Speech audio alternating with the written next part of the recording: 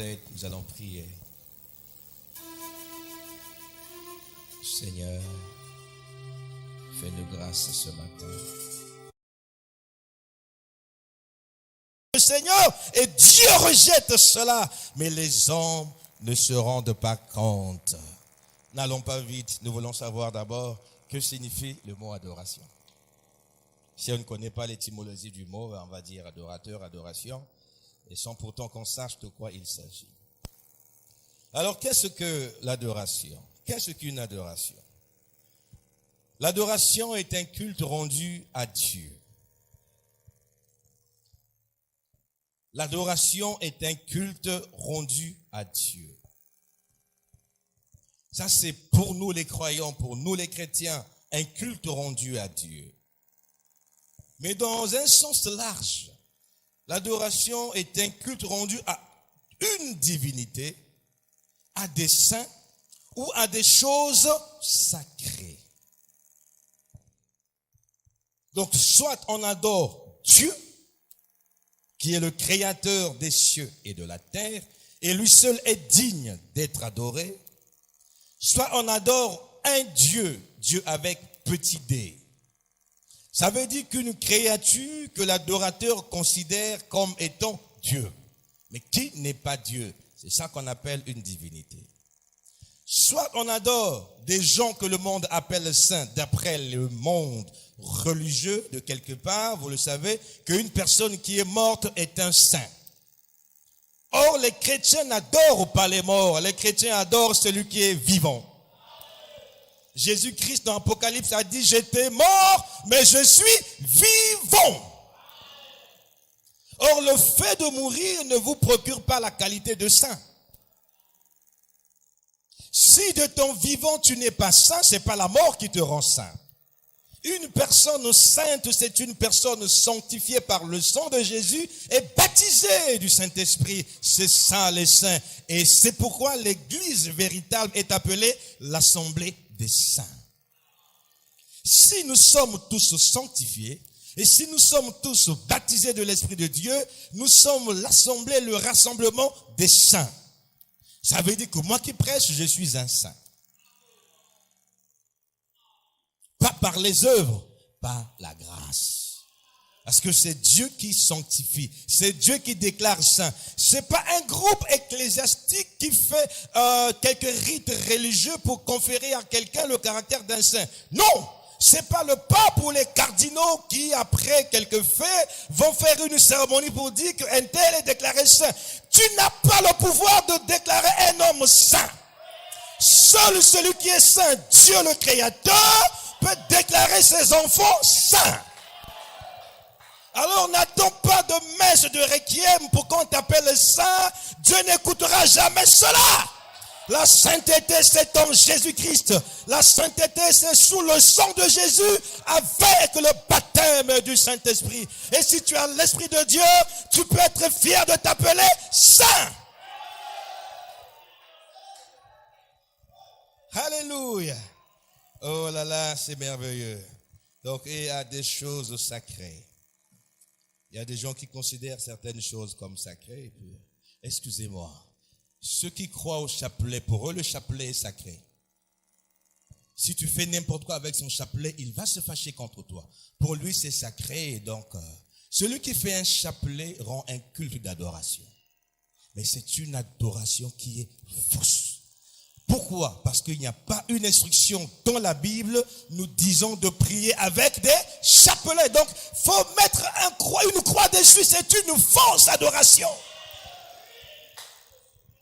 Tout ce que l'homme fait pour rendre un culte à Dieu et qui n'a pas de rapport avec l'écriture, c'est une fausseté devant Dieu et Dieu n'agrée pas cela.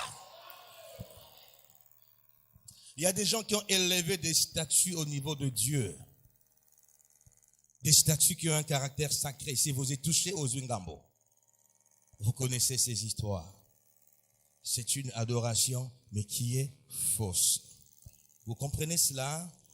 On avance. Maintenant, l'adorateur, la personne qui adore, accomplit ce qu'on appelle des actes d'adoration. Tu es adorateur Parce que tu accomplis des actes d'adoration. Ce sont les actes que les actes que l'on pose qui confèrent à l'acte le caractère d'une adoration. Voulez-vous savoir quels sont les actes qu'accomplit l'adorateur? Ok, nous allons avancer. Premièrement, l'agenouillement, le fait de s'agenouiller. L'agenouillement est un acte d'adoration. Quand tu t'agenouilles devant Dieu, ça signifie que tu adores Dieu. Très souvent, les gens considèrent que l'adoration, c'est chanter des cantiques à Dieu, on adore. Non, les cantiques sont un acte, l'un des actes d'adoration. Mais l'adoration ne se résume pas à chanter. S'agenouiller, se prosterner est un acte d'adoration. Pourquoi l'adorateur s'agenouille? Parce qu'il reconnaît la supériorité de Dieu. Il reconnaît la grandeur, la puissance. Il se dit que tu es grand, moi je suis petit, alors je reconnais que tu es grand. Voilà pourquoi il s'agenouille. Si tu ne reconnais pas que Dieu est grand, tu ne vas jamais t'agenouiller devant Dieu. Donc c'est un signe d'humilité, un signe de reconnaissance, mais aussi un signe d'amour. Est-ce que celui qui adore est motivé par deux ou trois choses? La première chose, c'est qu'il reconnaît la grandeur, la puissance, la supériorité de l'être qu'il adore. Et comme l'être que j'adore, Jésus-Christ est supérieur à moi. Il est le Dieu le plus puissant. Je fais quoi? Je ne peux pas me lever devant lui. En signe de respect, je m'agenouille. Et quand tu t'agenouilles, l'être que tu reconnais supérieur n'a pas besoin que tu parles. Le fait que tu t'agenouilles signifie que tu reconnais sa grandeur. Vous voyez, c'est l'acte parle. On peut avancer. Donc, il voit la supériorité de l'être qu'il adore. Et nous, celui que nous adorons s'appelle le Seigneur Jésus-Christ. Et à côté de cela, il exprime son amour à l'être qui lui est supérieur. C'est motivé par l'amour que nous avons pour lui que nous lui offrons un culte d'adoration. Ok. Donc vous avez compris que le culte en lui-même, tel que nous sommes là, c'est un culte, n'est-ce pas? Donc le culte en lui-même, c'est un acte d'adoration. En fait, celui qui va au culte va faire quoi? Va adorer le Seigneur. Donc ne pensez plus que pour adorer, on doit chanter. Non, c'est une fausse conception de l'adoration. Le fait de venir à l'église, prier Dieu, c'est un acte d'adoration. Le culte en lui-même, c'est une adoration. Pourquoi? Parce que tous nous reconnaissons que Jésus est Seigneur. Pourquoi nous l'écoutons? Parce que nous croyons qu'il est Dieu. Donc nous l'adorons. Tel que tu es assis là en train d'écouter la parole, tu fais quoi? Tu adores Dieu. En fait, tu reconnais la suprématie de Dieu et tu exprimes ton amour pour lui. C'est ça l'adoration. Donc même dans le silence, on adore Dieu sans le savoir. Mon peuple meurt faute de connaissance. Le baisement, le fait de baiser, les gens quand ils vont voir le pape, ils font quoi? Ils baisent la main du pape. Ils font un bisou à la main. C'est un acte d'adoration. Ça veut dire qu'ils reconnaissent la suprématie du pape. Ils l'aiment et ils le considèrent comme étant supérieur à eux. Ils l'élèvent au niveau de Dieu. C'est pourquoi eux, ils l'appellent le Saint-Père. Mais nous, notre Saint-Père, c'est le Seigneur Jésus-Christ. Donc en fait, mesdames, mes sœurs, il n'est pas bon normalement de donner ta main à un homme. C'est qu'ils t'adorent. Parfois, ils sont ignorants, en fait. Vous voyez que les coutumes du monde, en général, sont contraires à la parole de Dieu, sont contraires à la volonté de Dieu. Ok. L'extase est un acte d'adoration.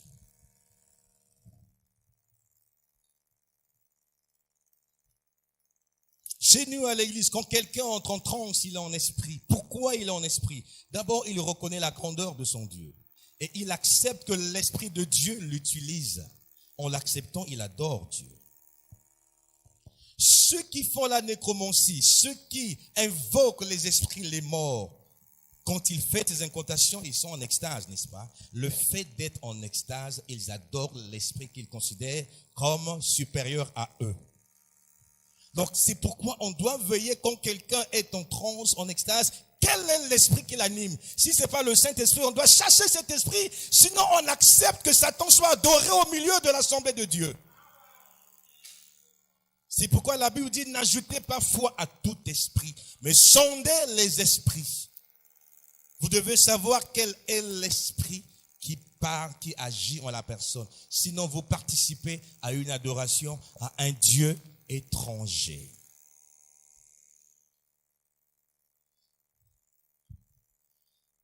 Donc, les cantiques et les chants, quand nous chantons, nous adorons le Seigneur. C'est vrai que nous faisons une distinction entre les cantiques de louange et les cantiques d'adoration, mais tout ça rassemblé constitue l'adoration. C'est de l'adoration. C'est deux rubriques différentes, mais c'est toujours de l'adoration. C'est pourquoi faites attention quand vous chantez qui? J'en ai parlé les jours passés. Faites attention, les gens qui chantent là chantent qui? Ça veut dire quand vous chantez le prophète, vous adorez le prophète. C'est ça la vérité. Mon peuple meurt. Il y a des gens qui le font et si vous chantez, vous ne vous rendez pas compte. Mais tu adores le prophète sans le savoir. C'est pourquoi les anges, les quatre êtres vivants adorent qui? Jésus. Ils n'adorent pas les créatures de Dieu. Tu veux écouter un cantique, une chanson, vérifie qui est honoré dans ce cantique. Si c'est un humain, ne chante pas ce chant. Pourquoi? Sinon tu vas adorer sans le vouloir, sans le savoir, quelqu'un qui n'est pas Dieu. Donc quand vous chantez les chants interprétés, vérifiez. Si on met les noms des gens, censurez ça. On ne chante pas les hommes ici. Vous comprenez cela? Nous élevons Jésus-Christ qui est mort et qui est ressuscité. C'est lui qui est digne de notre adoration et non pas un humain, peu importe son nom. Nous adorons Jésus-Christ. À moins que si on met le nom d'un serviteur, que l'on dise ce que Dieu a fait avec lui, de sorte que la gloire revienne à Dieu. Mais si ça a tendance à élever l'homme, ne chantez pas ça ici. Vous n'allez pas mal interpréter ce que je dis. Les offrandes et les dîmes sont des actes d'adoration. Pourquoi apportes-tu la dîme à Dieu? Parce que tu reconnais que c'est écrit dans la parole de Dieu, n'est-ce pas? Parce que tu aimes Dieu, tu sais que tout l'or et l'argent appartiennent au Seigneur. Donc, en venant apporter la dîme dans le panier, tu adores Dieu tout simplement. Ne pas le faire, c'est refuser l'adoration qui est due à Dieu. C'est refuser d'honorer ton Dieu. Apporter les offrandes de quelque manière que ce soit dans la maison de Dieu, c'est un acte d'adoration. La prière, c'est vrai qu'il y a plusieurs types de prières. Prière de ceci, mais peu importe le type de prière, la prière en elle-même est un acte d'adoration. Jésus dit, tout ce que vous demanderez au Père en mon nom, complétez. Comment? Je n'entends pas. Tout ce que vous demandez au Père en mon nom. Quand vous priez, vous faites quoi? Peu importe ce que vous faites, vous suppliez Dieu parce que vous reconnaissez qu'il est plus puissant que vous. Vous lui demandez quelque chose, donc vous l'adorez. Vous l'élevez, vous dites que Seigneur, moi-même je ne peux pas, Seigneur. J'ai fait ceci, je suis fatigué, aide-moi. Oui, c'est une adoration que vous donnez au Seigneur. Même en demandant à Dieu quelque chose, vous l'adorez, vous le levez, vous le reconnaissez. C'est pourquoi la Bible dit, priez sans cesse. Chaque fois que les croyants prient, Dieu est adoré. Les acclamations. La Bible dit, poussez des cris et des acclamations en l'honneur de l'Éternel. Dieu aime les acclamations. Pourquoi? Parce que ce sont des actes d'adoration. Gloire à Dieu, honneur à Dieu, j'acclame. En acclamant, je l'adore. Donc tu viens à l'église, tu es assis du début à la fin, tu n'as pas acclamé, tu as refusé d'adorer ton Dieu par des acclamations. Quand nous écoutons la parole, nous chantons, nous poussons des cris de joie. Ces cris de joie sont quoi? Sont des actes d'adoration. Nous le faisons parce que nous aimons Dieu. Nous le faisons parce que nous reconnaissons la grandeur et la seigneurie de Dieu. Quand tu dis Amen à la parole, tu adores Dieu. Amen signifie ainsi soit. Ça veut dire que la parole qui est dite, c'est la vérité. En disant ça, tu témoignes que Dieu ne ment point. Donc, tu adores le Seigneur. Est-ce qu'on peut acclamer le Seigneur?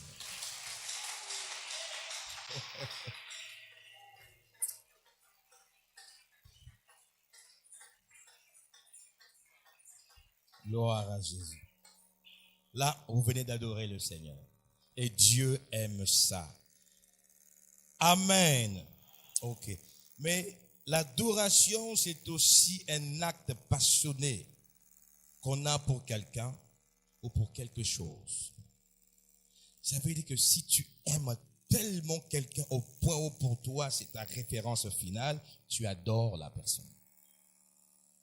Et Dieu est jaloux de cela. Dieu n'aime pas que tu élèves quelqu'un plus que Dieu. C'est la vérité. Quand tu aimes quelque chose au point où pour toi c'est la meilleure au monde et que pour cette chose tu peux faire du mal à autrui ou tu peux ne pas aller prier, tu adores. Il y a des gens qui adorent l'argent. Ils aiment tellement l'argent qu'ils sacrifient des gens, qu'ils tuent des gens. L'argent est leur Dieu. Pourtant, l'argent n'est pas Dieu. Je n'ai jamais vu l'argent sauver quelqu'un. C'est bien, l'argent, ça nous permet de faire ceci, de faire cela. Mais on dit toujours que l'argent est un bon serviteur, mais un mauvais maître. Le bon maître s'appelle le Seigneur Jésus-Christ. Aimer sa femme plus que Dieu, c'est adorer sa femme. Aimer son mari plus que Dieu, c'est adorer son mari.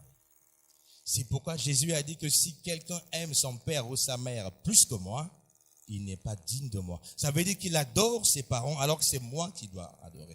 Nous devons aimer nos parents. C'est un commandement de Dieu. Honore ton père et ta mère afin que ces jours se prolongent sur le pays que l'Éternel ton Dieu te donne. Mais cet amour est limité devant Dieu. Nous aimerons Dieu plus que nos parents parce que Dieu passe avant tout. On peut avancer, vous avez compris cela? Voilà. Quand vous admirez quelque chose, il y a des gens qui ont pour Dieu la télévision. Oui. Ils aiment tellement la télévision que s'il y a un programme très important qui passe, il peut ne pas aller à l'église juste parce qu'il adore la télévision. C'est ça le problème. Il y a des gens qui aiment tellement le match de football, Coupe du Monde, il y a un culte. Un tel joue, frère Alobina Keneka Lobby. Il adore le football. Et Dieu n'est pas content. La plupart de ces acteurs de football, ce sont des occultistes, vous le savez très bien. Ils ont dédié leur vie au diable. Et toi, tu vas manquer le culte parce que tu veux voir un païen qui marque un but là-bas. Et quand il marque un but, toi, tu gagnes quoi? Si tu étais faim, si tu avais faim, tu resteras affamé. Si tu étais fauché, au tali match, moto a 3 buts. Toi, les boum, brrr. Allez-y comprendre. Aimez-vous le Seigneur Jésus? On peut avancer encore un peu? Gloire au Seigneur. Alors, nous avons compris ce que c'est que l'adoration et les actes d'adoration. Alors nous comprenons qu'il y a une créature supranaturelle, créature divine qui est au-dessus de tout. Il est notre Dieu. Il aime l'adoration, constituée des actes d'adoration. Et ces actes d'adoration doivent être conformes à la volonté de celui qui est adoré. Ceux qui adorent telle divinité, ils font des choses selon ce qu'ils croient que leur divinité leur a dit.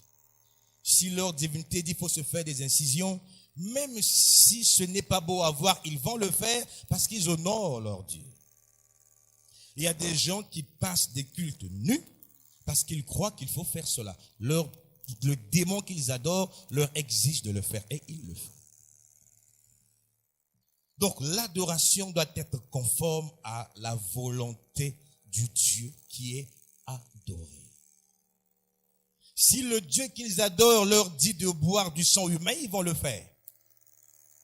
Vous traitez ça de cannibalisme, mais pour lui c'est normal par rapport au Dieu qu'il croit, donc il va le faire. Mais attention, ces choses ne sont pas valables dans le christianisme. Parce que dans le christianisme, on ne boit pas le sang humain. Nous buvons le sang de Jésus. Pas physiquement, nous ne sommes pas des cannibales. En croyant sa parole, en l'acceptant comme Seigneur et Sauveur, en recevant le Saint-Esprit. Ça s'arrête là.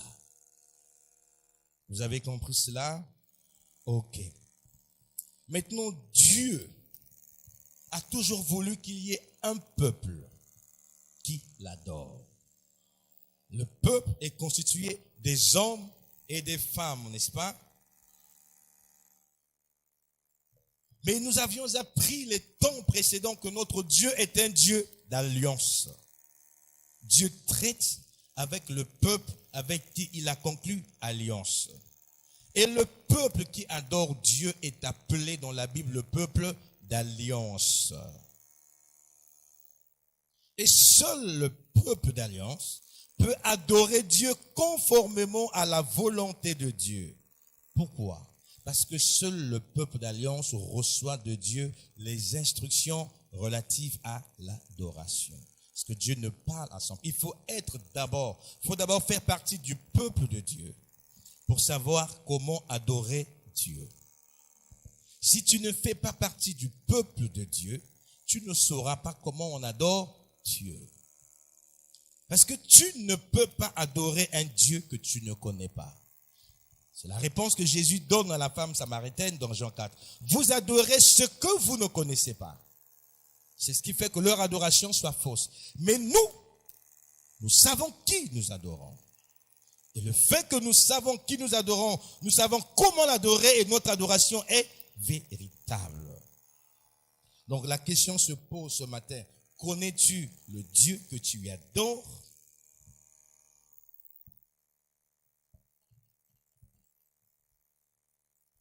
Je vais tout doucement pour vous aider à comprendre. J'accorde une importance capitale à cet enseignement.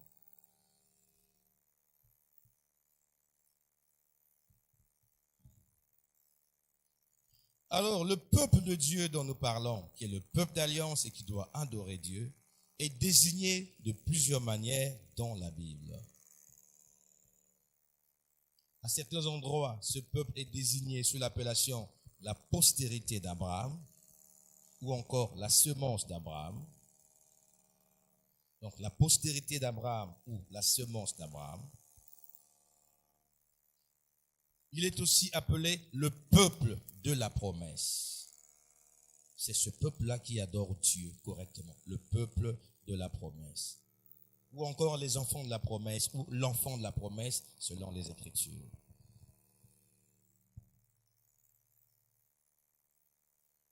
On les appelle aussi les prédestinés. Je vais tout doucement parce que je vois des gens qui écrivent, j'aimerais bien qu'ils notent. On les appelle aussi les prédestinés. Une autre appellation, les élus. Les élus. Et enfin, la Vierge sage.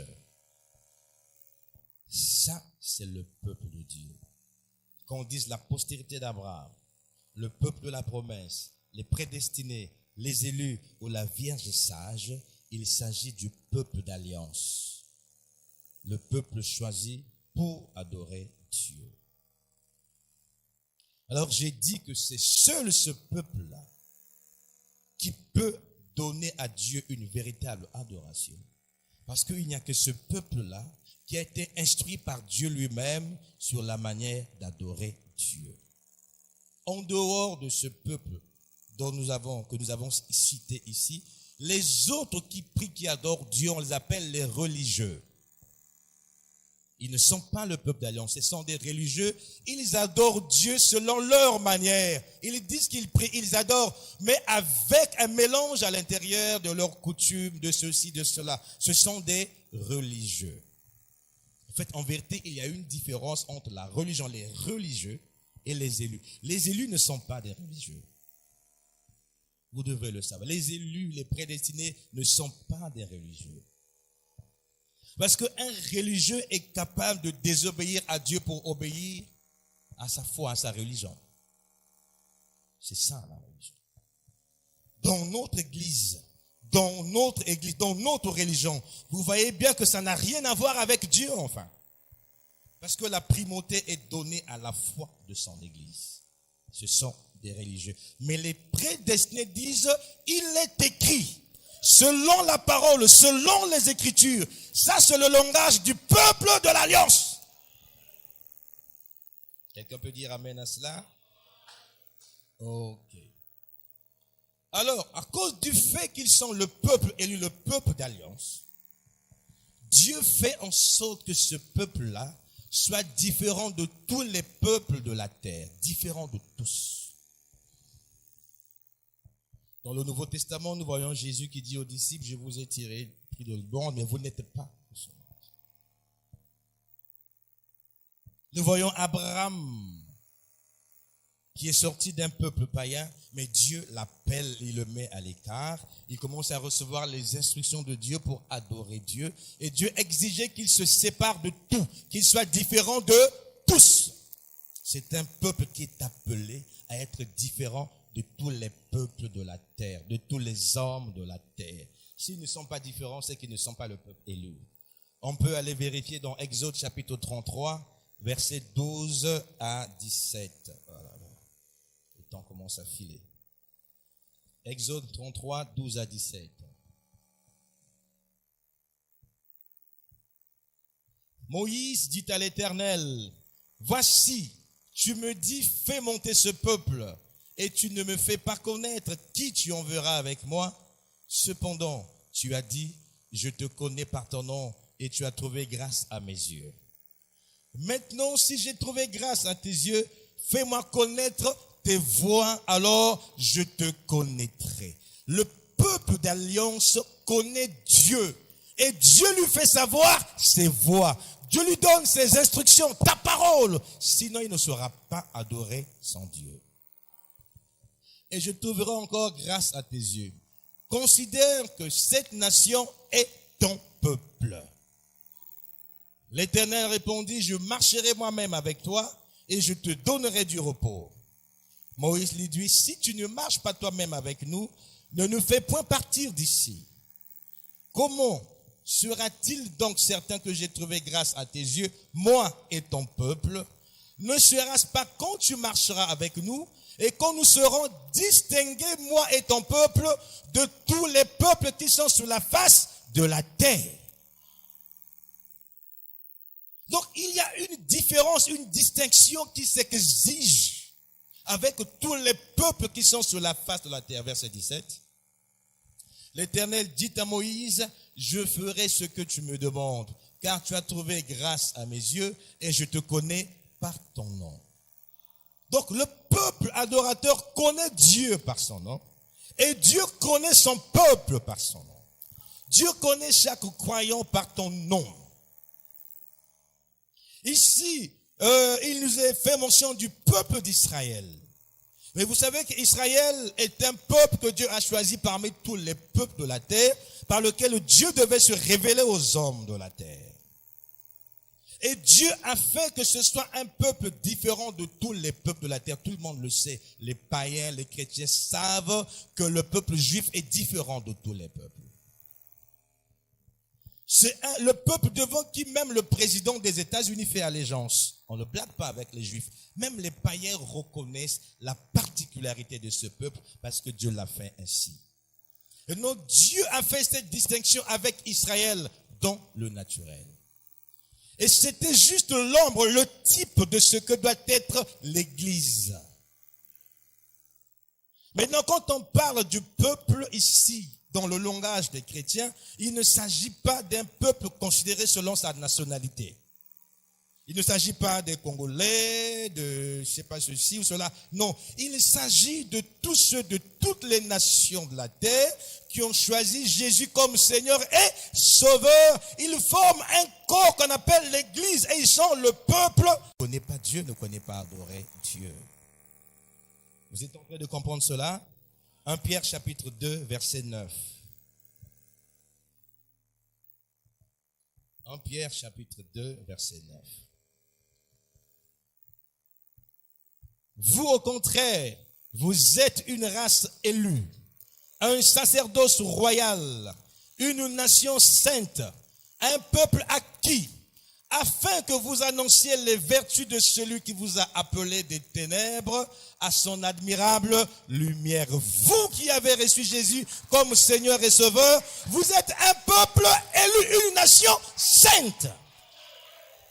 Et c'est à vous d'annoncer la lumière au monde. Pourquoi? Parce que votre Dieu vous a établi comme la lumière du monde, comme le sel de la terre.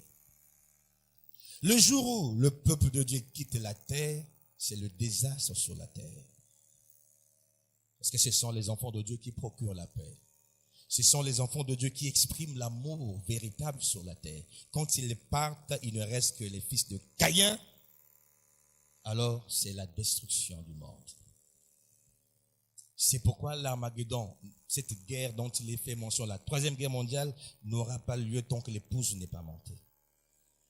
Quand l'épouse s'en ira, il n'y aura plus d'amour sur la terre. Il n'y aura plus de paix sur la terre, alors la terre sera détruite. Dieu ne pouvait pas détruire le monde par le déluge du temps de Noé tant que Noé était là. Tant que Noé n'était pas entré dans l'arche, quoique Dieu était fâché, il ne pouvait pas faire venir la pluie sur la terre. Il fallait que Noé et les siens entrent d'abord, qu'ils soient mis à l'abri, et alors le déluge est arrivé. Et c'est la même chose qui arrivera. Il faut que les croyants entrent d'abord au palais royal. Il faut que les croyants quittent d'abord le monde, et alors la destruction viendra. Quelle grâce, quel privilège que de savoir que je suis la chère épouse du Tout-Puissant. Vous chantez ça, mais est-ce que vous réalisez ce que ça signifie exactement? C'est un privilège. Vous imaginez qu'à cause de ta présence, Dieu se retient de détruire le monde. C'est un privilège. C'est pas donné à tout le monde, c'est donné à la race élue. C'est donné aux prédestinés. C'est donné à la Vierge sage. Et ce peuple élu seul sait exactement qu'est-ce que Dieu aime, comment Dieu veut être adoré, parce que Dieu le leur dit. Et vous avez les signaux, les images de cela depuis la création du monde dans la Genèse. Vous voyez deux frères, Abel et Caïn, qui sont deux peuples différents, parce que n'étant pas la même sémence, vous savez, Caïn est venu du serpent.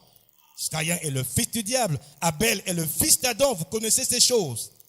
Mais les deux ont eu la même détermination, la même envie d'adorer Dieu. Qu'est-ce qu'ils ont fait? Caïn a bâti un autel à sa manière, de son côté. Abel aussi a bâti un autel. Jusque-là, c'est bien. Bâtir un autel, c'est un acte d'adoration, n'est-ce pas? Donc, Caïn accomplit là un acte d'adoration. Abel aussi accomplit un acte d'adoration. Mais quelque chose va les distinguer, c'est quoi? C'est ce qu'ils offrent à Dieu qui les distingue. Caïn, n'étant pas de la postérité d'Adam, n'étant pas la sémence de Dieu, ne pouvait savoir quel genre d'adoration Dieu aime. Quel genre de sacrifice Dieu pouvait accepter. Il a fait quoi? Il est allé prendre le fruit de la terre. Les légumes et autres, il vient offrir à Dieu en sacrifice. Il observe, au lieu que la fumée monte, elle ne monte pas. Il savait que Dieu refoulait son adoration. Abel, qui était une sémence royale, quoiqu'à l'époque la Bible n'était pas encore écrite, mais elle était dans son cœur. C'était sa nature. Et Dieu, par la foi, révéla à Abel que ce par quoi vous êtes sauvés, vous serez sauvés parce que vos parents ont péché, c'est quand le sang d'un agneau innocent sera versé. Ça, c'est le sacrifice que Dieu adore. Abel est allé, il a tué un agneau. il a offert à Dieu en sacrifice. Cela est monté. Et cela symbolisait quoi? Qu'un jour l'agneau de Dieu qui est Jésus devait verser son sang pour le salut de l'humanité. Et nous savons que la foi, c'est la révélation même de Dieu en nous. La foi, ce n'est pas le fait de dire, de lire la Bible, de dire que j'ai lu, je connais la Bible. Non, non, non. Tant que Dieu ne s'est pas révélé dans ton cœur, tu n'as pas la foi. Tu es un religieux. Ok. On peut avancer encore un peu. Plus tard, nous voyons deux peuples qui vont s'affronter. Israël qui sort de l'Égypte avec à la tête le prophète Moïse qui avait été instruit par Dieu de prendre Israël, de l'emmener adorer Dieu. Pourquoi Dieu libère Israël? Quand Dieu envoie Moïse vers Pharaon, quel était son message? Ainsi parle le Seigneur.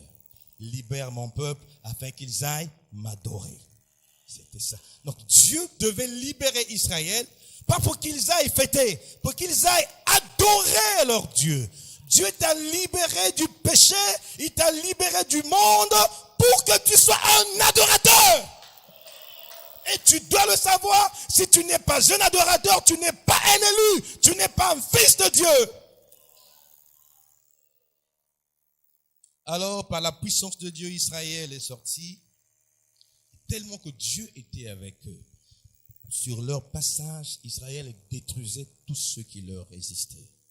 Ils n'avaient pas une armée formée, mais le Dieu Tout-Puissant étant dans leur camp. Quand Dieu est dans ton camp, frère, même si tu n'es pas fort, peu importe la bataille, tu dois vaincre. Pourquoi? Parce que tu ne combats pas par la force, tu ne combats pas par la puissance naturelle, tu combats par l'Esprit de Dieu.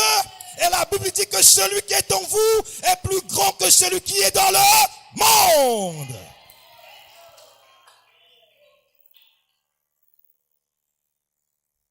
Alors, ils arrivent dans une contrée.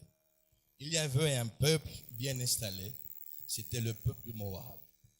Le peuple de Moab n'était pas un peuple étranger par rapport à Israël. Ils avaient les mêmes origines. Ils avaient un lien de sang. Le peuple d'Israël est issu d'Abraham, des descendants d'Abraham. Mais quand Abraham sort, quitte son pays, il est parti avec son neveu, Lot. N'est-ce pas?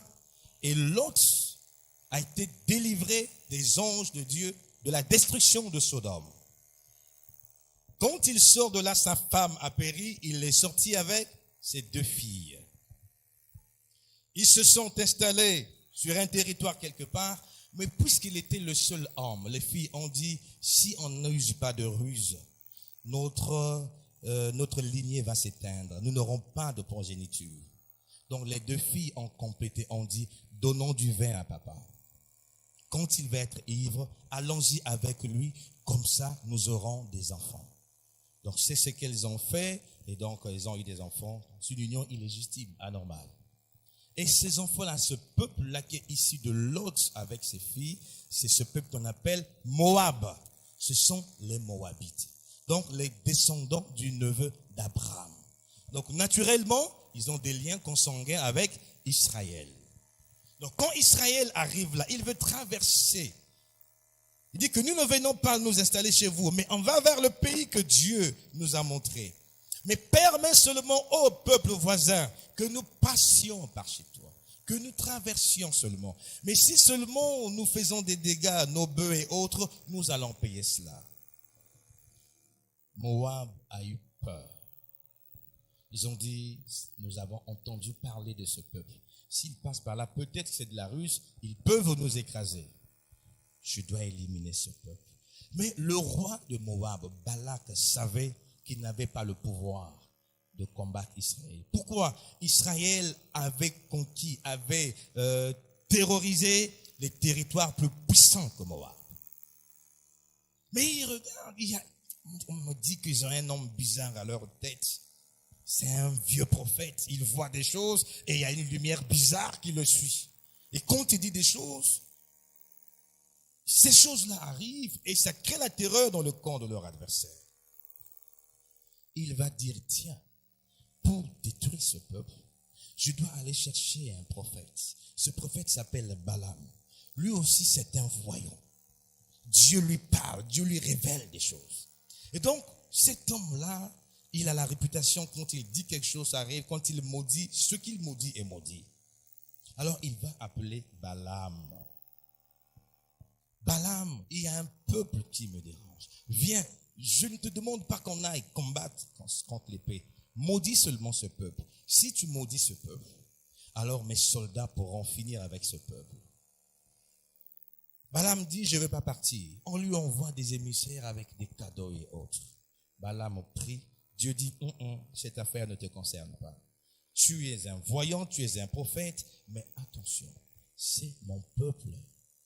Ne pars pas le maudire parce que j'ai déjà béni ce peuple. Et souvenez-vous que Dieu avait dit à Abraham que ceux qui te maudiront seront maudits et ceux qui te béniront seront bénis. Et Dieu ne peut pas te bénir aujourd'hui et qu'un homme te maudisse, ça n'existe pas. Ce que Dieu a déclaré sur toi demeure éternellement. Alors ne crois pas que quelqu'un peut te maudire, sinon que toi-même qui acceptes qu'il te maudisse. En tant que fils de Dieu, ton oncle, ton père, je ne sais qui ne peut pas te maudire. Cette malédiction aura un effet sur toi si tu es un faux chrétien. Mais si tu es un véritable, ça n'arrivera pas. Dieu a donné sa volonté parfaite à Balaam. Vous suivez? Ne pars pas.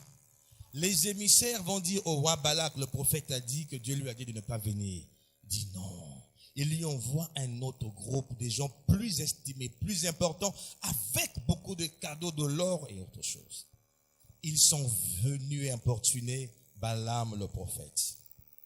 Balaam dit, bon, écoutez, je veux encore aller prier. Peut-être que Dieu m'autorisera de partir. Voilà une erreur, une chose que Dieu n'aime pas. Quand Dieu t'a parlé, il a dit une chose. Ce qu'il te dit en premier lieu, c'est sa volonté parfaite. Peu importe le motif, ne reviens jamais, plus jamais vers Dieu sur le même sujet pour lui demander de modifier ça. Dieu n'aime pas ça. Le fait que Balaam accepte d'aller encore vers Dieu prier, c'était un acte de désobéissance vis-à-vis de Dieu. Ça montrait qu'il aimait l'honneur, qu'il aimait l'argent plus que son Dieu.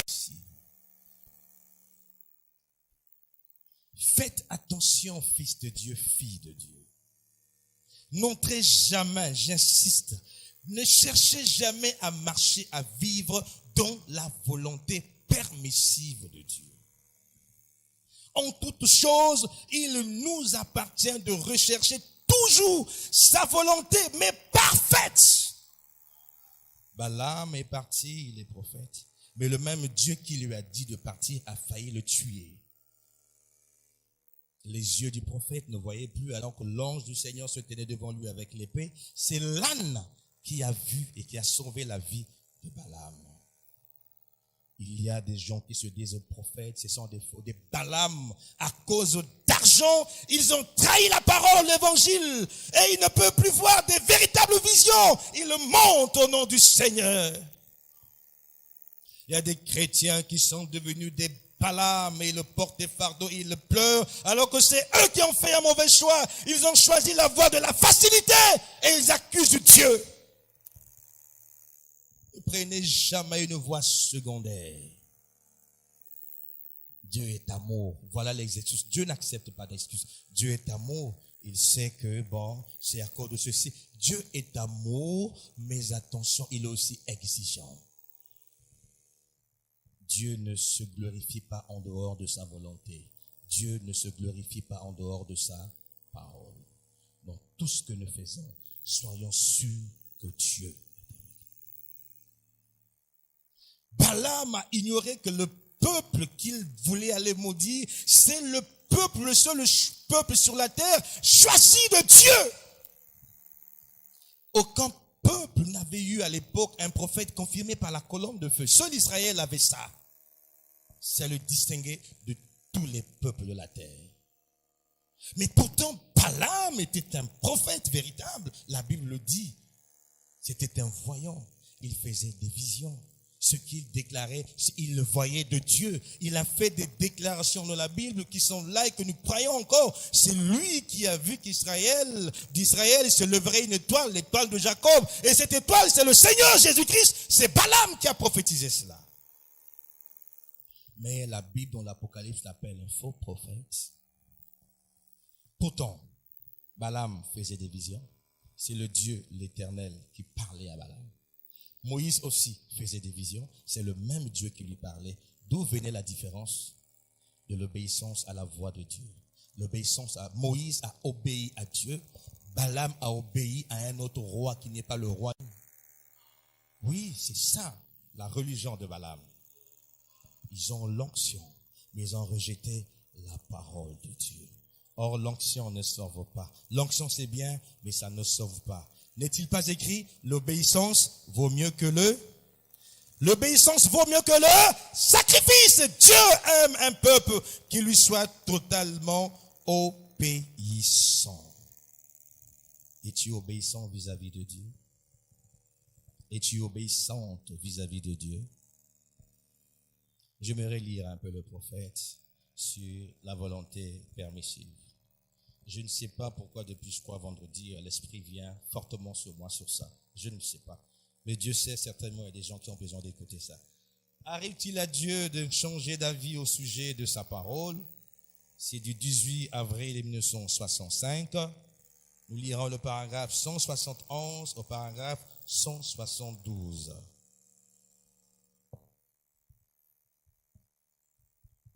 Et ici, nous constatons que Balaam est allé là-bas et qu'il s'est mis à enseigner aux gens. Et il était dans l'égarement. Et il a suivi la voie de Balaam, sa manière de faire. Il a enseigné à Balak et les enfants d'Israël ont commis adultère. Et une plaie a frappé la nation d'Israël. Les gens et des millions d'entre eux sont morts en un seul jour. Et pendant qu'ils étaient tous là à prier devant l'autel de Dieu, un Israélite est venu avec une Madianite, une femme étrangère. Dieu avait interdit à Israël de contracter des mariages avec d'autres peuples. Balaam leur a enseigné par Balak, mais on est un même peuple. Ceux-ci viennent d'Abraham, d'autres de l'autre. Mais on peut s'unir, on sera plus fort. C'est ça l'enseignement de Balaam. Avec tous ceux qui ne prêchent pas la parole fidèlement, on n'a pas de communion, j'avais dit. Sinon, ils vous entraîneront dans les voies mauvaises et Dieu frappe. Une femme d'une dénomination. Et ils sont entrés dans la tente. Je crois que tu vas pas épouser une dénominationnelle, frère. Sinon, moi, je dis non. Je vais pas célébrer ça ici. Alors, le fils du sacrificateur s'est avancé. Il a pris une lance et il les a tués tous les deux. Et cela a arrêté la colère de Dieu. Vous savez que c'est l'écriture. Pas vrai, voyez. Continuons. Mais qu'est-ce qui s'était passé? Balaam, il avait réussi à affaiblir Israël. Il n'a pas échoué, Balaam. Il a bien réussi à affaiblir Israël. Mais ce n'était pas la volonté parfaite de Dieu. Et quand vous lirez les Écritures dans Nombre, Balaam a été tué sauvagement par les Juifs quand ils ont découvert qu'il les a induits en erreur. La dénomination sera détruite par Dieu parce qu'elle induit les enfants de Dieu en erreur. Qu'est-ce qu'il avait fait? Il avait affaibli le camp. Dieu l'avait laissé aller là-bas affaiblir leur camp et cela a contaminé tout le camp. Et quand une doctrine, suivez bien, et quand une doctrine prend naissance qui n'est pas la vérité biblique, cela contamine tout le camp.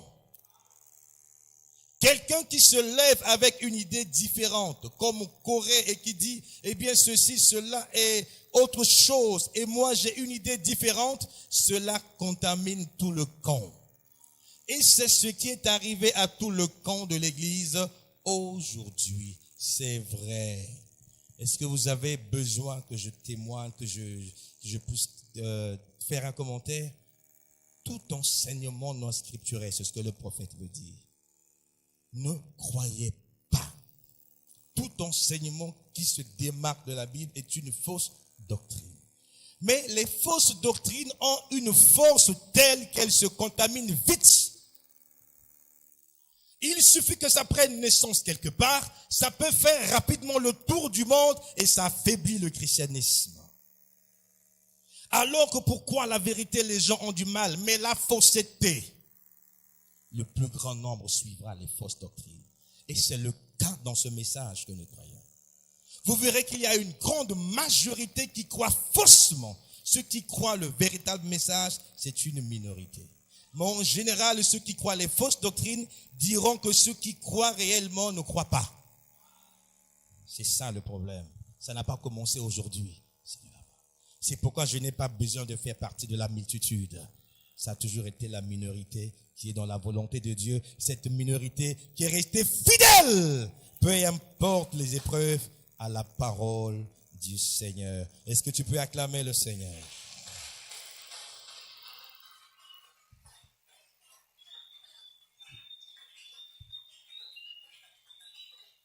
Okay.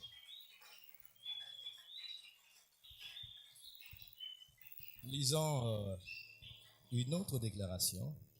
La semence n'hérite pas avec la balle. C'est du 29 avril 1965, le paragraphe 38.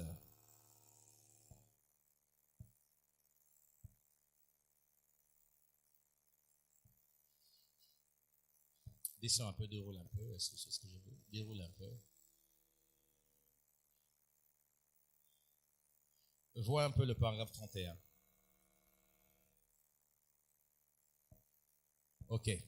Maintenant, vous voyez, comme je l'ai dit hier soir, le moindre éloignement du plan original de Dieu bouleverse la chose entière. Ici, il rappelle ce qu'il a dit dans la déclaration qu'il vient de lire. Voilà, je te rappelle. Nous ne pouvons pas nous éloigner de cette parole originale. Quand il le dit, il soulève la Bible. Nous ne pouvons pas nous éloigner de cette parole originale qui est la Bible. Il faut, nous en avons parlé hier soir ou plutôt avant-hier soir, en rapport avec Balaam. Il a reçu de Dieu une réponse nette et claire, ne va pas. Mais il a une volonté permissive. Et vous pouvez agir sur base de cela si vous voulez. Et Dieu honorera cela. Mais ce n'est pas toutefois la volonté parfaite de Dieu. Et c'est pour cela qu'il nous faut chercher sa volonté parfaite et non pas sa volonté permissive. Le royaume de Dieu, qu'il est aujourd'hui sur la terre, peut jamais être établi sur une volonté permissive. Il doit revenir à sa volonté parfaite. Amen. Dieu ne peut pas établir son royaume sur sa volonté permissive. Si quelque part sur un sujet donné, tu sais que tu es rentré dans la volonté permissive de Dieu, frère, sœur, il n'est pas trop tard et Dieu te parle ce matin. Reviens à sa volonté parfaite. Tu mènes une vie d'impureté, c'est pas la volonté parfaite de Dieu. Tu dis oui, je fais ceci, c'est pas bien selon l'écriture, mais ça marche. Ça peut marcher, mais ce n'est pas la volonté parfaite de Dieu. Reviens à la volonté parfaite de Dieu. Tu vis maritalement, vous n'êtes pas marié, vos affaires prospèrent. Ne vous y trompez pas. Le fait de vivre sans mariage, c'est pas la volonté parfaite de Dieu. Revenez à la volonté parfaite de Dieu. Sinon, vous manquerez l'enlèvement. Est-ce que vous avez compris cela? Ne restez jamais, jamais, jamais dans sa volonté permissive. Même si pour un temps, ça marche. Il y a un moment où il y a un blocus quelque part. Et c'est souvent irrémédiable. Pensez-y, mes bien-aimés, ne l'oubliez jamais. Je veux prendre un dernier volet et puis on va s'arrêter là. Dieu aime l'adoration. Mais Dieu, quoi qu'il aime l'adoration, choisit tous les éléments relatifs à l'adoration. Dieu lui-même, dans sa souveraineté, choisit tous les éléments qui vont avec l'adoration. Il ne laisse pas que l'homme choisisse ces éléments ou que les anges, non, c'est Dieu lui-même qui choisit. C'est ainsi qu'il choisit le peuple qu'il adore, c'est Dieu lui-même qui choisit son peuple. Il choisit l'endroit pour l'adoration. Dieu choisit son peuple, mais il choisit aussi l'endroit où il faut l'adorer. Et quand nous allons avancer plus tard, nous comprenons que Dieu n'a qu'un seul endroit où on l'adore. Il n'y en a pas deux, un seul endroit. Et nous allons découvrir ça plus tard. Je laisse ça comme interrogation. Je n'ai pas dit que Dieu a une seule église où on l'adore. J'ai dit Dieu a un seul endroit où on l'adore. Voilà, vous comprendrez plus tard. Donc suivez attentivement l'avancement de cet enseignement. Il donne lui-même, ou bien il communique lui-même les règles relatives à l'adoration. Ça veut dire que c'est Dieu qui enseigne son peuple comment adorer. Donc nous avons dit que Dieu choisit lui-même son peuple. C'est Dieu qui choisit le peuple qui doit l'adorer.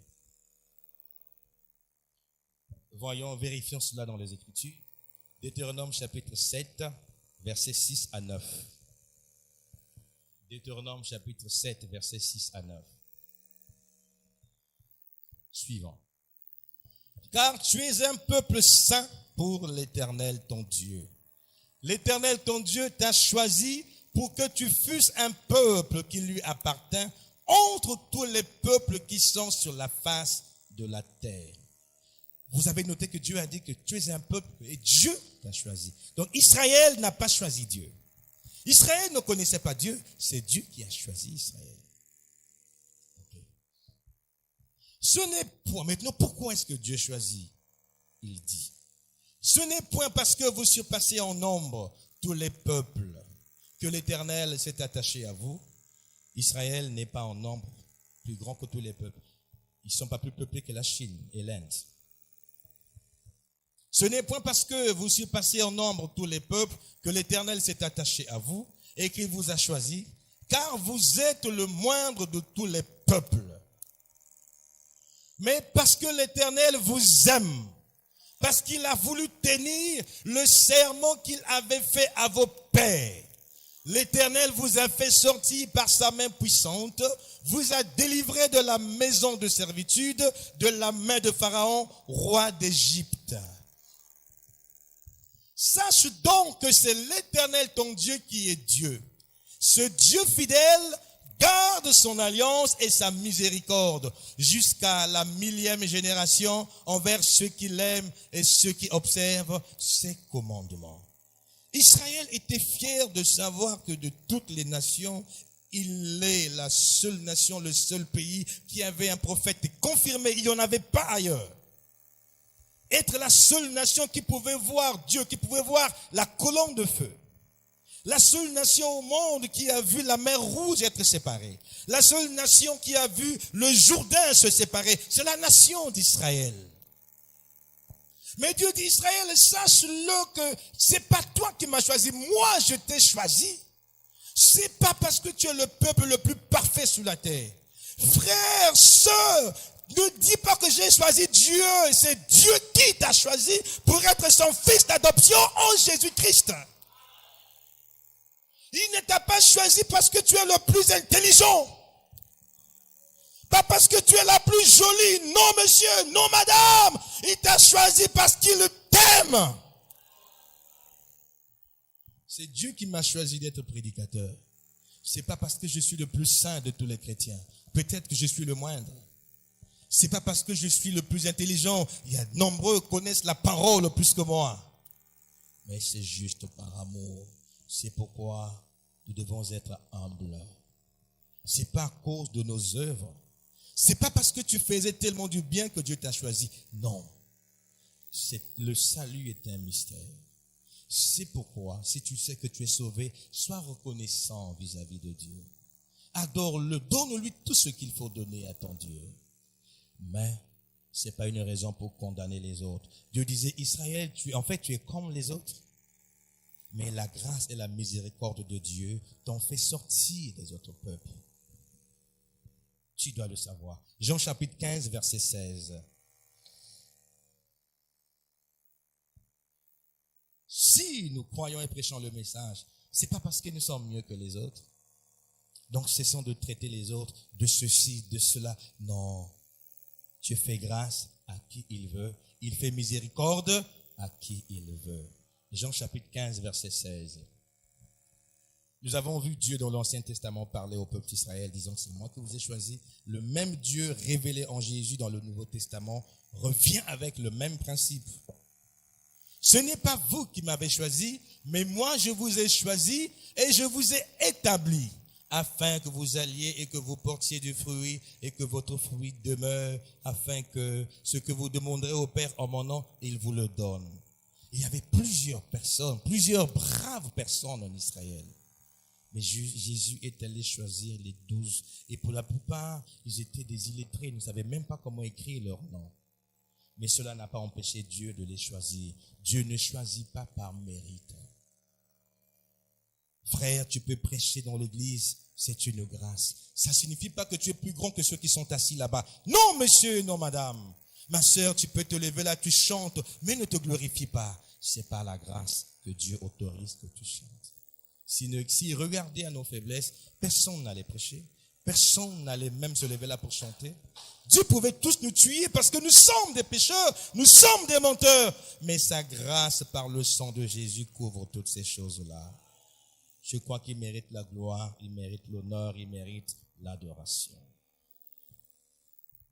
Dieu choisit le peuple, mais après avoir choisi le peuple, il choisit l'endroit ou le pays où on doit l'adorer. Ce sont des exigences divines. Dieu choisit l'endroit. On va vérifier Zacharie chapitre 2, le verset 12. Zacharie chapitre 2, verset 12. Zacharie chapitre 2, verset 12. Zacharie 2, 12, lisons. L'Éternel possédera Juda comme sa part dans la terre sainte. Et il choisira encore Jérusalem. Israël est installé sur son territoire, le pays que Dieu lui a donné. Israël est constitué de 12 tribus. Et à chaque tribu est donné un territoire. Et chaque territoire constitue une province. Alors, de toutes ces provinces dans le pays, Dieu va choisir une province qui soit la province où on doit aller adorer Dieu. Et la province est grande. Dans la province, il choisit la province de Juda, mais dans Juda, il y a plusieurs villes. Mais parmi toutes les villes de Juda, Dieu va choisir une seule ville qu'on appellera donc la ville sainte. Et c'est Jérusalem. Voilà. Vous savez que si quelqu'un part en Israël, la première ville qu'il veut voir, c'est Jérusalem. C'est une ville qui a une connotation spéciale dans la foi chrétienne. Mais c'est Dieu qui a choisi Jérusalem. Pourtant, il y avait d'autres villes, peut-être plus belles que Jérusalem. Mais le cœur de Dieu a voulu que ce soit à Jérusalem. Donc, si quelqu'un partait dans une autre ville aller adorer, son adoration n'était pas bonne. Vous allez comprendre plus tard le sens de la conversation de Jésus avec la femme samaritaine. Ça vient de ces choses que nous sommes en train de dire. La femme samaritaine connaissait l'Écriture, elle connaissait ces choses, mais ne les comprenait pas. On peut avancer. Lisons Genèse chapitre 22, le verset 2. Genèse chapitre 22, verset 2. Dieu dit, prends ton fils, ton unique, celui que tu aimes, Isaac, va-t'en au pays de Morija. Notez pays de Morija. Et là, offre-le en l'holocauste sur l'une des montagnes que je te dirai. Il s'agit ici du patriarche Abraham, c'est le père de la foi. Dieu lui avait promis un fils qui sera le fils de la promesse, son héritier. Et ce fils vient après 25 ans d'épreuve. Après 25 ans de stérilité, il a ce fils. Et ce fils grandit, il a cette joie de voir son fils grandir et l'appeler papa. Dieu vient voir Abraham, ce fils-là, ton unique que je t'ai donné, offre-le-moi en sacrifice. Offrir son fils en sacrifice signifiait naturellement qu'il le tue pour Dieu. Abraham, aimant tellement Dieu, n'a pas refusé. Mais remarquez, Abraham avait une demeure. Dieu n'a pas dit à Abraham, va derrière ta maison, sacrifie-moi ton fils. Il a eu des exigences. Offrir son fils Isaac à Dieu, c'est un acte d'adoration, n'est-ce pas? C'est une adoration. Mais il ne doit pas le faire chez lui. Donc il dit, prends ton fils, ton unique, celui que tu aimes, Isaac, va-t'en au pays de Morija. Donc Dieu lui indique le pays où il doit aller adorer Dieu. Mais le pays est vaste. Et dans le pays, Dieu choisit une montagne. Il y a plusieurs montagnes au pays de Morija. Mais Dieu choisit une seule montagne. Il dit sur l'une des montagnes, il y en a beaucoup là-bas, mais je t'indiquerai une montagne. C'est sur cette montagne-là que tu vas sacrifier ton fils. Si Abraham était parti vers une autre montagne, le miracle du bélier n'aurait pas pu avoir lieu parce que son adoration serait une mauvaise adoration. Je vous emmène quelque part, vous comprendrez en semaine. Je suis en train de poser les bases ce matin.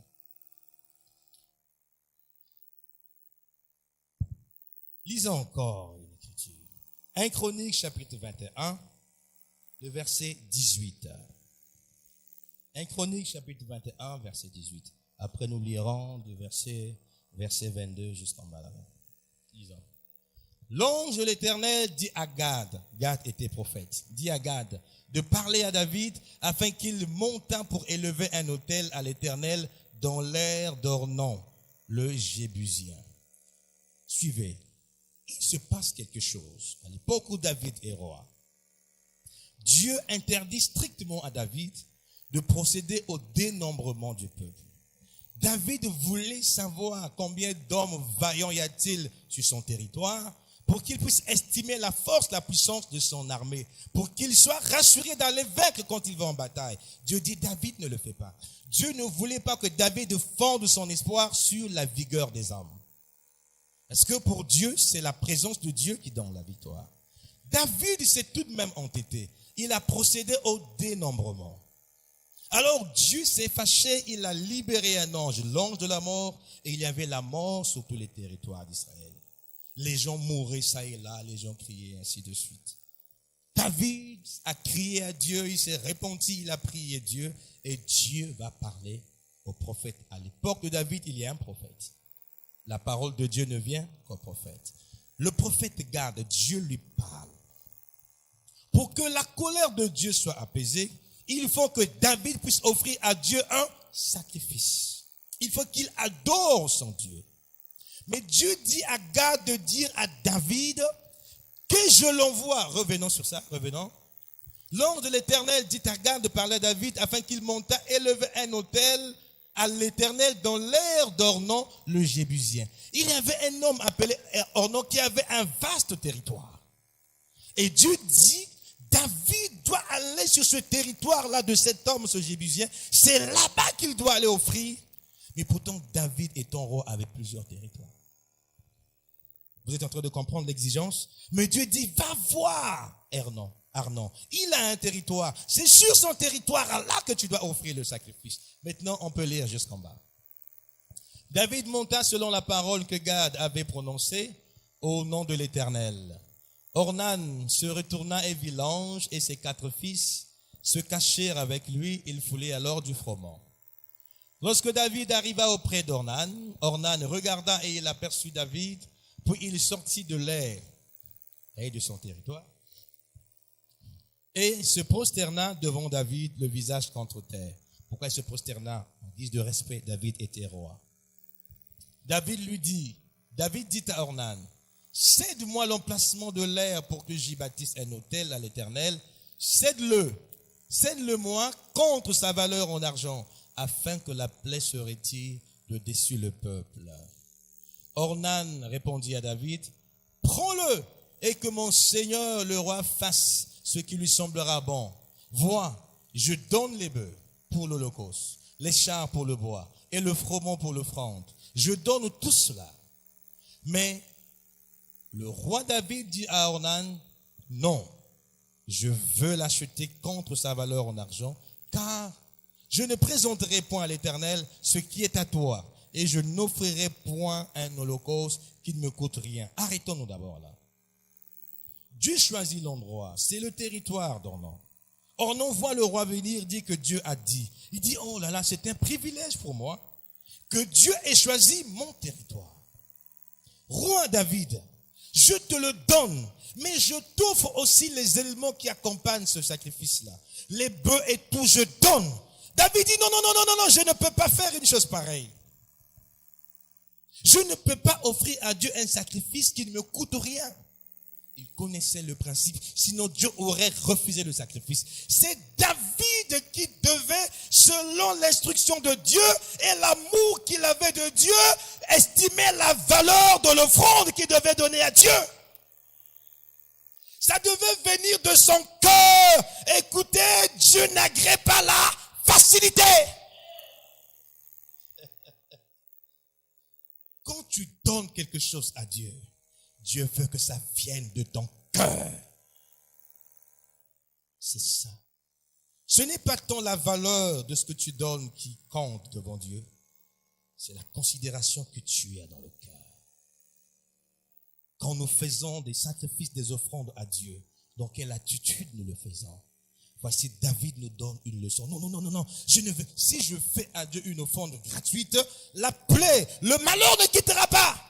J'aurais fait l'acte d'adoration, mais le résultat attendu ne viendra pas. Quand tu apportes, dis-moi tes offrandes, est-ce que tu murmures? Si tu murmures, tu n'auras pas la bénédiction. Voilà le problème. David le savait, ça doit venir du cœur. Quand tu dois aller à l'église, est-ce qu'on doit te bousculer? Sinon, ça n'a pas d'impact. Ça doit venir. Parfois, c'est le cœur serré que tu le fais, mais je n'ai pas le choix, j'aime Dieu, je dois le faire. Voilà l'adoration que Dieu accepte. Êtes-vous en train de comprendre la profondeur qu'il y a là-dedans? Ok. Il y a des enseignements qui ne sont pas émouvants, qui sont calmes, mais qui vous montrent la voie à suivre et qui font du bien, n'est-ce pas? Il n'y a pas d'agitation, mais je crois que ça vous ouvre l'esprit, ça vous emmène plus près de Dieu, ça vous emmène à savoir qu'est-ce qu'il faut faire pour être agréable aux yeux de l'Éternel. Ok. Donc, lisons 1 Chronique chapitre 22, le verset 1. Ce n'est pas en vain que je vous fais lire ces Écritures. Je suis en train de vous emmener quelque part. 1 Chronique chapitre 22, verset 1. Et David dit, ici sera la maison de l'Éternel Dieu. Et ici sera l'autel des holocaustes pour Israël. Alors, Dieu, pour ôter la fureur, la mort en Israël, avait ordonné à David d'aller sur le territoire d'Ornan, de bâtir là-bas un autel, et de là qu'il devait offrir le sacrifice. David a acheté le territoire. Il a offert le sacrifice à Dieu, et Dieu a retiré l'ange de la mort. L'ange est parti, et la paix fut retrouvée en Israël. David regarde. Si Dieu peut sauter tous les endroits, tous les territoires, et il m'envoie en ce lieu, sur ce territoire, je bâtis un autel, et Dieu agrée le sacrifice. C'est que Dieu est lié avec cet endroit. Voilà ce que David comprend. Il dit, donc, on doit construire un temple ici, de sorte que quand ce temple sera construit, et si quelqu'un même voyagerait de loin, vient adorer ici, Dieu l'exaucera des cieux. Vous suivez? Allons lire 2 Chroniques chapitre 3 verset 1.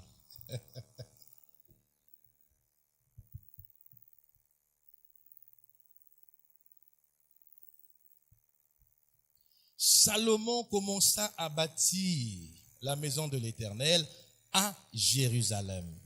David est mort. Son fils Salomon prend le règne. Il est le roi d'Israël. Salomon commença à bâtir la maison de l'Éternel à Jérusalem sur la montagne de Moricha. Ça vous rappelle quelque chose? Depuis la Genèse, c'est l'endroit que Dieu avait choisi où Abraham devait offrir son fils Isaac en sacrifice. Vous suivez ça? Et au temps de David, c'était sur la montagne de Morijan, l'ère d'Ornan, là où Dieu envoie David aller offrir un sacrifice. Salomon monte au pouvoir, il comprend le lien de Dieu avec cet endroit-là. Et il va mettre sur pied le projet de son père David de construire le temple. Mais pour construire le temple, ils ne sont pas allés ailleurs. C'est au même endroit qu'ils vont bâtir, qui avait été indiqué à David son père, dans le lieu préparé par David sur l'aire d'Ornan le Jébusien, au même endroit. Mais si vous lisez bien la Bible, le jour où la dédicace du temple est faite, et Salomon, comme David, va offrir un grand sacrifice à Dieu. Les gens ne comprennent pas pourquoi Salomon avait offert un sacrifice. Il savait que sur ce lieu, Abraham avait offert son fils Isaac en sacrifice et Dieu avait pourvu. Il sait que sur la même montagne, Dieu avait exaucé son père David. Parce que David avait offert un sacrifice. Il dit que si je veux bien gouverner, le secret est en cet endroit-ci. Je fais comme mon père David. J'offre à Dieu un sacrifice sur ce même territoire. Avec Dieu, quand vous faites les mêmes choses de la même manière, il y a le même résultat. Si vous n'avez pas le même résultat, c'est que vous le faites mal parce que Dieu est immuable. Il offre un sacrifice. Et quand Dieu voit le sacrifice, Salomon croyait Dieu, mais n'avait pas encore vu Dieu jusque-là. Dieu vient et descend. Salomon, je suis content du sacrifice.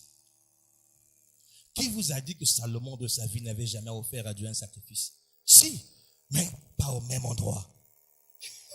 Il n'avait pas encore fait exactement ce qu'il fallait faire. Mais ce jour-là, il le fait à l'endroit où il le faut. Alors Dieu descend et dit, demande-moi tout ce que tu veux, je te le donne maintenant. Salomon dit, Seigneur, donne-moi la sagesse et le discernement. Sa prière fut exaucée à l'immédiat. Et du même endroit du temple, Dieu dit, si mon peuple sur qui est invoqué mon nom s'humilie, se prosterne, s'il se retourne de son mal et qu'il invoque le Seigneur, je guérirai son pays. C'est de ce lieu-là choisi par Dieu que Dieu parle. Et il est dit qu'un Israélien, un juif, même s'il est à l'étranger, pourvu qu'il regarde en direction de Jérusalem, en direction du temple, s'il s'agenouille et prie, sa prière sera exaucée. Plus tard, vous voyez Daniel à Babylone, loin d'Israël. Mais il avait une boussole, il connaissait la direction de Jérusalem. Il savait que le temple était à Jérusalem. Il savait que le lieu choisi par Dieu pour l'adoration était à Jérusalem. Donc quand Daniel priait, il se tournait en direction de Jérusalem. Et Dieu exauçait sa prière. Mais il y a des gens qui voulaient prier Dieu, qui ne connaissaient pas le secret. Dieu ne les exauçait jamais. Je ne vais pas tout développer aujourd'hui. Frère, adorer c'est bien. Prier c'est bien. Mais le résultat de l'adoration dépend de la révélation du lieu auquel il faut adorer Dieu. Or, Dieu n'a qu'un seul lieu où il faut l'adorer. Alors, les Juifs ont fait de cela une dénomination. Ils ont mis leur espoir sur le temple pour adorer Dieu. Suivez attentivement. Leur espoir, ils ont mis sur le temple de Salomon. Alors que le sacrifice qui était offert là annonçait Jésus qui devait venir offrir sa vie pour le salut de l'humanité. Mais quand ils ont fait de cela un système, cela les a aveuglés. Et quand Jésus, le sacrifice qui était annoncé dans l'Ancien Testament arrive, les pharisiens, les sacrificateurs ne l'ont pas reconnu. Et leur fierté était représentée par le temple. la fierté d'Israël est représentée par le temple de Salomon. Mais quand Jésus voit qu'ils ont rejeté moi le vrai adorateur, dans Matthieu 24, il leur dit, le temple que vous voyez là, il sera détruit. Il ne restera ni pierre sur pierre, ni quoi que ce soit, ça sera détruit. Ils ont dit, tu es fou. Nos pères ont construit ce temple en 40 ans. Tu dis qu'il sera détruit. Et toi, tu dis de détruire et de le reconstruire dans 3 jours. Ils ont dit, foutaise. Ils ne comprenaient pas la révélation. Jésus continue. Il va en Samarie. Il rencontre une femme. Elle avait des soucis. Elle était religieuse. Mais elle n'avait jamais trouvé la paix. Jamais trouvé la solution à son problème. Ce jour-là, c'est la solution qui vient vers la femme. Elle est au puits. Jésus dit, femme, donne-moi à boire. Il dit, oh, ça va pas, toi. Tu es un juif. Je suis une samaritaine. Entre vous et nous, on ne s'entend pas, on ne se connaît pas. La femme dit, si tu connaissais le don de Dieu, si tu connaissais celui qui te demande de l'eau, c'est toi qui devais demander à boire. Oh, tu pars, tu n'as même pas un récipient pour puiser de l'eau, et tu dis, oh là là, je suis la source de vivre. Celui qui boira de mon eau n'aura plus soif. Des fleuves d'eau vive couleront en son sein. La femme ne comprenait absolument rien au beau discours de Jésus. Mais pour la femme, elle était une adoratrice de Jéhovah. La femme dit, vous et nous, on ne s'entend pas. Vous pensez que pour bien adorer Dieu, il faut aller sur vos montagnes là-bas. Mais nous aussi, nos pères ont adoré sur telle montagne. Jésus regarde, dit, femme, tu n'as pas compris. Ces choses que tu dis, c'était vrai pour un temps, mais c'était juste des types, des ombres. L'heure vient où ça ne sera plus ni sur cette montagne, ni sur une autre montagne. Dieu cherche les vrais adorateurs qui adoreront le Père en esprit et en vérité. Pourtant, le lieu que Dieu avait choisi en Israël pour adorer, c'est Jérusalem. Mais Jésus dit, ça ne sera plus à Jérusalem. Ah, donc il y a un nouveau lieu. Puisqu'on ne doit plus adorer à Jérusalem, où faut-il adorer? Et William Branham répond, Dieu a un seul endroit qu'il a choisi pour être adoré. Et ce lieu-là, c'est le Seigneur Jésus-Christ. Dieu ne rencontre l'adorateur qu'en Jésus. Dieu ne rencontre l'adorateur que sous le sang versé de Jésus. Frère, si tu n'as pas Jésus dans ton cœur, tu es mort, quoique vivant. Ma sœur, si tu n'as pas Jésus dans ton cœur, je ne cesserai jamais de vous le dire. Parlez de tous les noms que vous voulez, mais il y a un seul nom où Dieu rencontre l'adorateur. Il s'appelle le Seigneur Jésus. Que Dieu vous bénisse.